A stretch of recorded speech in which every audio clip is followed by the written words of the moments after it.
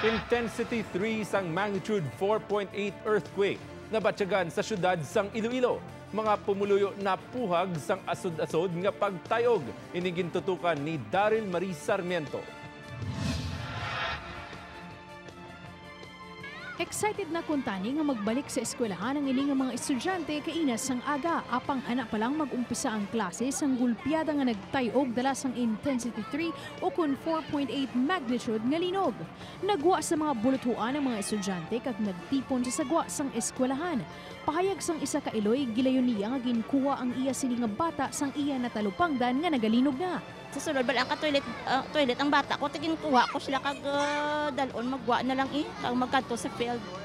Kakulba naman ang nabatyagan sang isa ka tindera sang cafeteria nga nagalin pa sa ikaduhang nga panalgan sang building. Gabi kulba kaya sa subong ganing kaya panan kurog tuhod ko. Kaya panan panulok ko. Kung may nagsala, mayaraman nga kampante nga mga estudyante kag nahimo pa nga tapuso ng kinahanglanon sa eskwelahan. Ang elementary students nga which are sa NAB kay ang pinakataas nga building sa dira nga location, nagwa na lang ka nagdiretso sa field. Nagstay na lang kay naggawit dito may for enrollment. Pagkatapos ang linogin si Kerman ang sitwasyon sa mga building sa West Visayas State University nga lunsay na dumaan ang mga edipisyo. Nagakandak naman kami na diri sa ngamon nga disaster risk reduction management ang ngamon nga preparedness bala. So that's why nga amo ni siya nga event no nga amo ni sa subong automatically makagwa sila. May mga empleyado naman sa mga opisina nga makapila ka beses nga nagwa sa mga establishmento tungod sang asod-asod nga pagtay-og. Nagtugaman sang mabugat nga dalagan sang trapiko ang linog tungod kalabanan sa mga salakyan ang ginpili nga magpundo.